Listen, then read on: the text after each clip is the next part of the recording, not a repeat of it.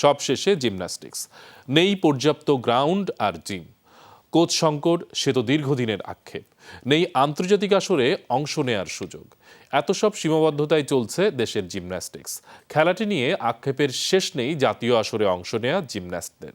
আর federation বলছে ক্রীড়া নীতিমালা অনুযায়ী অস্তিত্ব টিকিয়ে রাখাটাই বড় চ্যালেঞ্জ এখন তাদের সামনে। তবে জিমন্যাস্ট তৈরিতে নতুন করে আশার আলো দেখাচ্ছে কোয়ান্টাম ফাউন্ডেশন।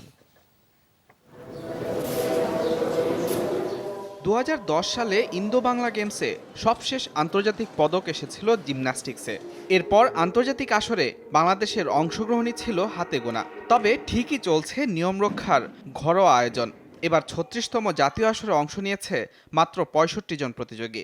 জাতীয় ক্রীড়া পরিষদের পুরনো ভবনে নোংরা পরিবেশেই চলছে জিমন্যাস্টদের শ্রেষ্ঠত্ব প্রমাণের পরীক্ষা। কয়েকটা টিম ছাড়া আর কোনো টিমই নেই আমাদের। এগুলো বাড়াতে হবে, টিম বাড়াতে হবে, ক্লাব বাড়াতে হবে, সংস্থা বাড়াতে হবে, তারপর আমাদের কিছু একটা হবে। 8 বছর থেকে খেলতেছি, এর মধ্যে শুধু আমি একটা ইন্টারন্যাশনাল গেমস খেলছি। এটা আমার জন্য একটা বড় আক্ষেপ। এই যে আয়োজনটা হয়, এটা মূল সমস্যা বোধ করি জিমনেশিয়ামটা ছোটবেলা। নেই পর্যাপ্ত জায়গা, আর জিম সে তো সুদূর কল্পনা। আছে কোচ সংকট, ভালো জিমন্যাস্টের অভাব প্রকট। এত সব সীমাবদ্ধতায় কর্তাদের ভাবনা ফেডারেশনের অস্তিত্ব টিকিয়ে রাখা নিয়ে। জিমন্যাস্টিকের যে গভর্নমেন্টের যে ব্যাকআপটা, সেটা কিন্তু আমরা পাবো না। আমাদের একটা ইন্টারন্যাশনাল ইসে আসতেই হবে। জিমনেশিয়াম দিয়ে দেন, আমার জিমনাসিয়াম নাই, জিমনাসিয়াম দেন, আমি আপনাকে রেজাল্ট দেবো।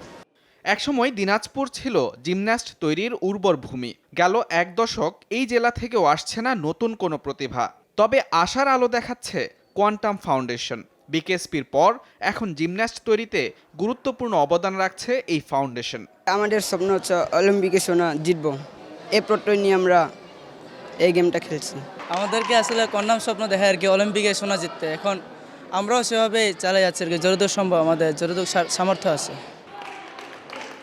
এদিকে বিকেএসপির শ্রেষ্ঠত্বের মধ্য দিয়ে শেষ হয়েছে জাতীয় প্রতিযোগিতার 36তম আসর।